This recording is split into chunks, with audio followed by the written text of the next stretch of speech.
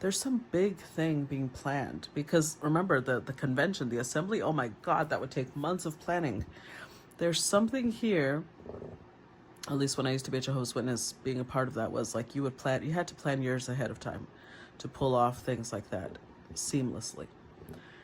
And that's what I'm feeling here. Something big is happening because, look, we've got the Hierophant, Nine of Pentacles, Ten of Pentacles, Death card, Strength card. These are big, whatever it is, Nine of Pentacles, Ten of Pentacles, it's bringing in a lot of wealth, but it's going to establish some sort of order. Because let me tell you something. I don't agree with the beliefs of Jehovah's Witnesses most of the time. Like, there's things I do agree with and things I don't. And one of the things I loved about being in the Jehovah's Witness organization is their structure. And I have to mention that here because I've mentioned it before and I feel like that's coming through in the dream. I believe that the edge religion has over spirituality is that they structure themselves. So, for example, Jehovah's Witnesses, they are an organization that has millions of people in it. And in that organization, everybody knows where you belong. They know whether you're a fraud or not. They can pick it up on like this because they keep track of all their members. And they don't do it to be controlling. They do it to protect their circle. So I feel like there's something here about structure, something about, because it's a great undertaking and it's going to take, that's why it's the Fool card. It's going to take a lot of will, but it's going to be difficult, but it's going to take a leap of faith and having a strong will. The Hierophant, though, it does feel structured. So maybe, and it doesn't have to be me, right? Because I had the dream, but sometimes I'm embodying someone else during the dream. It doesn't have to be me. But there might be somebody coming up in the spiritual community that's going to start bringing together, because I will say the people I was with, it kept shifting, but it was all people I trusted, people that I knew were like salt of the earth type of people. They were hardworking, dependable, reliable. So somebody in the spiritual community could start, and this could take years, because remember, this is not going to be, it's going to be a legacy type of thing. But here, finds witches. And over here it was, uncovers treasures hidden by magicians. I feel like it's going to be bringing together magicians, high priestesses, witches, warlocks, wizards, everybody in the spiritual community that wants, there's strength in numbers, right? There is strength in numbers. That's the Strength card. Because people believe that, we shouldn't have structure because they've had bad experiences with religion, and they think that religion and structure are synonymous, and they're not. Religion uses structure, but structure is not a bad thing. Religion uses it to oppress people, but that's like saying that wanting to be healthy is bad just because somebody had trauma with their parent or their caretaker telling them that they're fat and they're this and they're that, and now they despise exercise, they despise healthy food. That's not the same thing. That person used those things to hurt and oppress someone. That does not mean that health itself is negative. Does that make sense? Structure is not a negative thing. So let's, I'm not like super excited. Let's see if I don't cough during this and ruin it. Let's clarify Hierophant. Ace of Pentacles. Oh yeah, it's the beginning of leading up to the 9 and 10. Clarify the Hierophant. 10 of Wands. Clarify the Hierophant. And the Magician.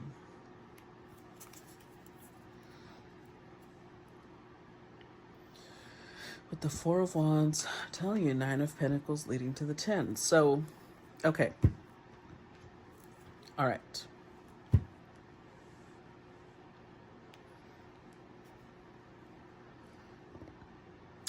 So this card is talking about divine forgiveness, obtains friendship and favors of the great, secures promises. So this is how it's going to begin.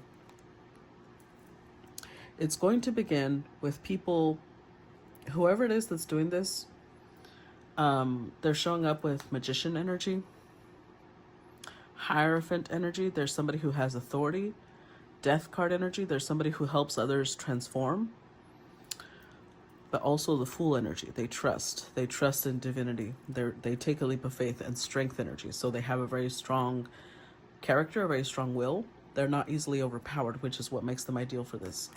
So with the Ace of Pentacles, they are starting an enterprise where the people close to them, friendship, will be the first ones possibly that they pull into this. I'm going to say it's an organization. That's what I'm going to say, because in the dream, I felt like I was part of the Jehovah's Witness organization again. And I know I'm not, but it is an organization. So somebody here is organizing. They're creating an organization. And the first people they're going to, I'm not going to say persuade, because I don't see them having to persuade, like, please join, like, not like that. It's more like they're going to state their case and say, are you in or are you out? And the first ones are going to be their friends. But then favors of the great. There's going to be people that they pull in that already have their own, like their own circle. And they're going to secure the promise in favor of these people. So it's going to start growing. Now, with the Ten of Wands, and I love that these tens are so beautiful. It's very flowery, but again, it's very transformative. It's butterfly energy, right? With pelvic bones, which means it's deep. Transformation that is deep. Not only that, Ten of Wands is Saturn and Sagittarius energy. It's someone that not only has a lot of like knowledge of the Gnostic spiritual world, but it's somebody who's willing to take responsibility. Because here's the thing. A lot of people love power, right? Let's just be real. Everybody likes being the authority figure. Not everybody. But people who have dominant personalities, they like being the power figure, the authority figure. Not everybody who wants to be in power, though, should be in power. And whoever is being chosen, they take their responsibility seriously. They don't see it as like, oh, I'm the one in charge. They see it like, it's a Ten of Wands. Like, okay, I've got to be the one that leads. I've got to be the one that takes care of everything. So they don't see it as a game. They see it like this is a heavy responsibility, but they're also kind of, I'm seeing the energy, and I'm not saying it's a man, but I'm seeing the energy of a man who has like these big, broad shoulders, muscly arms, and they're putting this like weight on him, and he's just straightening up like, I got it. Doesn't mean it's not heavy, but whoever this is capable of carrying that weight, that burden.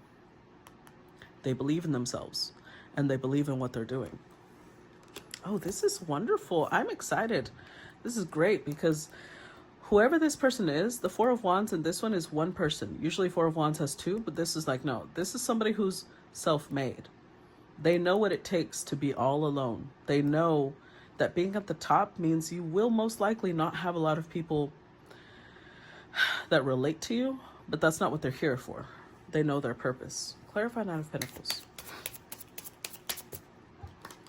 Knight of Cups. Clarify Knight of Pentacles. Ooh. Seven of Wands reverse. Clarify Knight of Pentacles. Five of Wands. The Two of Cups. So this card says submission to higher order, identifies traitors and destroys their plans. Interesting. Okay. So the way I'm interpreting that could go two different ways. On one hand, let's look at the submission to higher order first. So again, we have the Hierophant here, and the Hierophant in other tarot decks is usually represented by a pope, right? Because the pope is seen as the head of the spiritual assemblies on earth. So this is going to be somebody at that capacity. They're going to be the head of the spiritual organization, but I mean spiritual as in spiritual, not religious. The spiritual groups coming together. Submission to higher order matters because what I'm seeing in my head is that it does not mean that they all have to follow one creed. but it's more about following an order, following a structure. So let me put it this way. Let's say some people follow one pantheon. They follow the Orishas. Another group follows the Loa. Another group follows the Greek pantheons. Another group follows the Egyptian pantheon. It doesn't mean that one is above the other. They are all coming together regardless of who they serve, but because they believe that they are all connected. And it's true, they are all connected. So they're not submitting to another creed or a belief that's not their own. They are submitting to the fact that they are all one. That's what they're submitting to. And so they're trusting whoever this person is. Now, with the Five of Wands, that does not mean there won't be people here who challenge certain things, because when something is new, especially something as big as this, there will be people who say, I don't know, like this feels iffy, because a lot of people who are in spiritual circles usually have walked away from religion. So anything that even resembles religion, they freak out a little bit, because it's like, oh my God, am I going to be, subjugated again? So there's a difference. This does not speak of subjugation. It speaks of submission. There's a difference. Subjugation is forced. It's discipline will be brought. You have no choice in the matter. Submission is willing. You willingly submit to somebody. There's a difference. So they might challenge it, but with the Seven of Wands reversed, there won't be any actual opposition, because once they realize, they're going to realize that they're in harmony. They are in harmony. Whoever this person is, they're not seeking to... Seven of Wands can be the card of somebody who is like, I'm better than you. I'm going to have victory over you. That's not what this person is seeking. And when they challenge that, and they're going to realize it, like, okay, that's not what they're after. We can work together. Now, the other half identifies traitors and destroys their plans. Some people who challenge, I think that this look at this energy. It's like somebody who's lighting a match, but their face is like, ooh, let's see what happens. There will be people who try to create chaos. But the thing is that whoever those people are, their own... Okay, so let me put it this way. Let's say somebody who follows the Greek pantheon, right? It's like, oh, I don't know, that person, I don't think that they're all that. I'm not gonna follow them. I think that they're full of shit. They will be cut off by their own people. This person won't have to do anything, because their own group will realize you're just stirring up trouble, because we've all verified that this is not what you claim it is. So don't start with us. So this person is not even going to be the one doing anything when it comes to that. Clarify the Fool. The Hermit.